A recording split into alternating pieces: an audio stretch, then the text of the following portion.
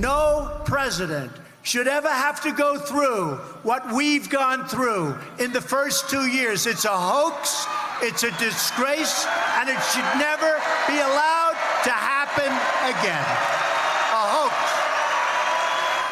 No matter how many times he says it, Trump's efforts to discredit the special counsel aren't working. According to a new poll by the Washington Post and Schar School at George Mason University, Americans find Mueller more credible than the president, even though he never opens his mouth. 56% of the people said they're more inclined to accept the special counsel's version of the facts as opposed to 33% for Trump. And the poll also finds 61% support impeaching Trump if Mueller's report finds he authorized his campaign to coordinate with the Russian government, and that includes 29% of Republicans. The panel's still here. Director Brendan's still here. Phil Rucker's still here. Phil Rucker, this is your paper's poll. I want to ask you about it, but I also want to ask you, how does Rudy still have a job? His purpose in life was to flip those numbers around. His purpose for being here was not to keep Donald Trump out of being named in a charging or sentencing document in the Southern District of New York because he failed at that. His purpose in life was not to keep the president from answering questions to Robert Mueller because he did just that. His purpose in life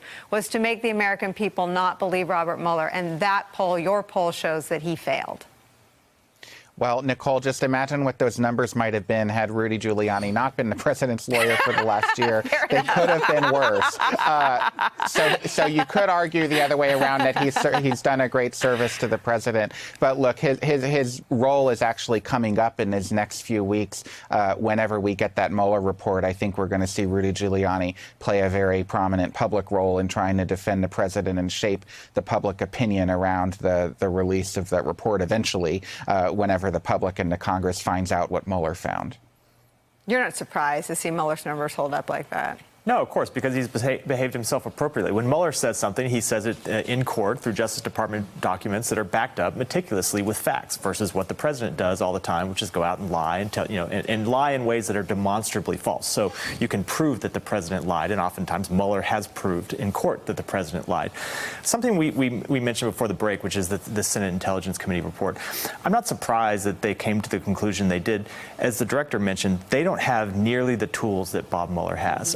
And the most important tool that they don't have is the threat to indict people for crimes and the ability to reduce their sentences of those people that come and cooperate. The Senate Intelligence Committee doesn't have that ability. So they don't have Rick Gates cooperating the way that Bob Mueller does and telling them about that meeting with a Russian intelligence asset where Paul Manafort turned over polling data. Rick Gates was in the room for that. They don't have Mike Flynn, the former national security advisor, cooperating and telling them who, if anyone, told him to discuss sanctions relief with the Russian ambassador on the phone call. They don't have Michael Cohen cooperating, telling them the details of the Trump Tower meeting. So I think the Senate Intelligence Committee has a very important job to do, but they're not who we should look to for answers about this.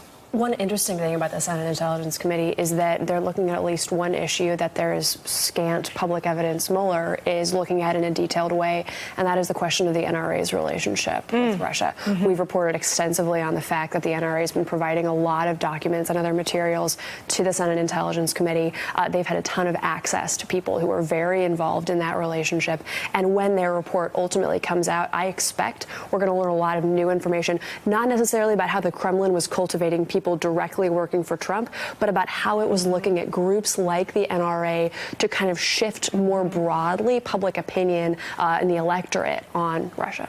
And that seems like an appropriate oversight role, and the Facebook investigation is along those lines, too. I think what these numbers also show is the dangers associated with not making the report public, because as we've heard from Barr and the president's former lawyer, John Dowd, it is possible that the Justice Department won't make this public. And that is why you're seeing a movement afoot now in the Senate that is bipartisan. Senator Blumenthal has been doing this for a while, pushing legislation to make sure that there is a level of disclosure around this report, and now he's gotten the former chairman of the Senate Judiciary Committee, Grassley, to sign on to that. So these numbers and what you see happening in the Senate show that the expectation in Congress and from the public is that there will be disclosure. What is the best vehicle and what is the best argument for the public seeing as much of this work as they're hungry to see? Well, I think Bob Mueller and his team know that the American people are very interested, and they deserve to see as much of their work as possible. And so I think the team is very cognizant of this debate right now in terms of it's going to go to the Attorney General, presumably William Barr, if he's confirmed. And I would like to think that they're going to write it in a way that the report itself will be written in a way that can be released fully, and then there would be an annex that would have privacy information, executive privilege information, classified information, whatever else, that could be supplemental to the report. But I think that they will do a great service to the American people and to the Attorney General if they deliver this report, whatever it is, in a manner that will allow him to, almost without any redaction, release it publicly. I want to ask you about the president's break with the intel community, because I haven't seen you since that happened. It was so startling. Broke with the intel community a long time ago. I've seen you since then. The latest one. The latest one, okay. 7.0. Okay. Not to be confused with 6.0 or 5.0. But when he had them in, and I understand, and you would know better than me, was upset with their testimony before Congress. I don't know that he watched it or not, but had the impression that they articulated different things than he says about Iran, about North Korea, about Russia. He then called them in, they said to him, it was us. It was fake news. What is it like to be Gina Haspel and Dan Coats right now? Oh, I can only imagine. It must be very, very difficult because they're going to continue to do what they need to do as intelligence professionals, tell truth to power, even when that power is in the hands of someone like Donald Trump. And so he may call them naive and passive and they need to be schooled. And I expect him to do that every time they give him something that does not comport with what his predetermined course of action is or what his views are. But they need to stick with their professional responsibilities.